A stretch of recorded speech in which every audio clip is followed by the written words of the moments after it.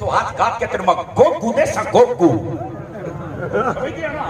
کہ بولنے نہیں دوں گا. اور اب اس کا جواب میں عرض کرتا ہوں کیا مطلب ہے. اور میں اللہ کی قسم اٹھا کے کہتا ہوں یقین فرماؤ آپ کی طبیعت میں اگر وجد نہ پیدا ہو جائے, ہلچل نہ پیدا ہو جائے تو پھر بات ہوئی نا, لیکن آپ کا جاگنا اور توجہ رکھنا ضروری ہے.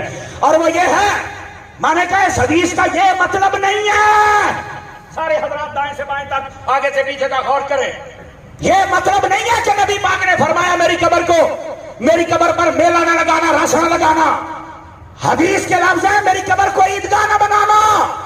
اب اس کا ترجمہ ملا علی قاری نے کیا کیا ہے, باقی محدثین نے کیا کیا, وہ کہتے ہیں اس کا یہ مطلب نہیں کہ رس نہ لگانا, بلکہ مطلب یہ ہے نبی پاک فرما رہے ہیں لوگوں میری قبر کو عیدگاہ نہ بنانا, چونکہ تم عیدگاہ میں سال میں 2 مرتبہ جاتے ہو, بعد میں عیدگاہ خالی رہتی ہے, اور میری قبر پر 2 مرتبہ آگے کبھی خالی نہ چھوڑنا.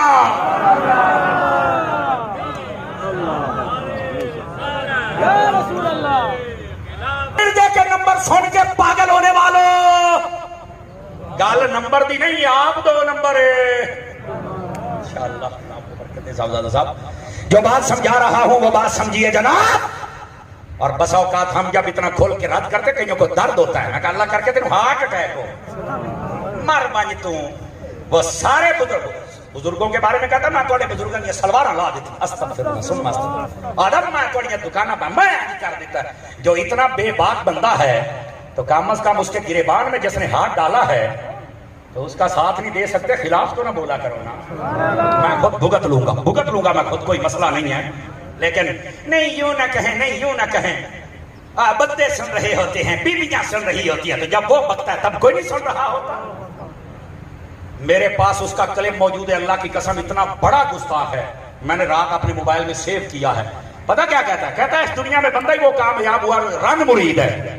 اور آگے مثال پتہ کیا دیتا ہے, کہتا دیکھو حضرت علی اور حضرت فاطمہ کی لڑائی ہوئی تو مولا علی کو بھی مسجد میں چل کے سونا پڑا تھا.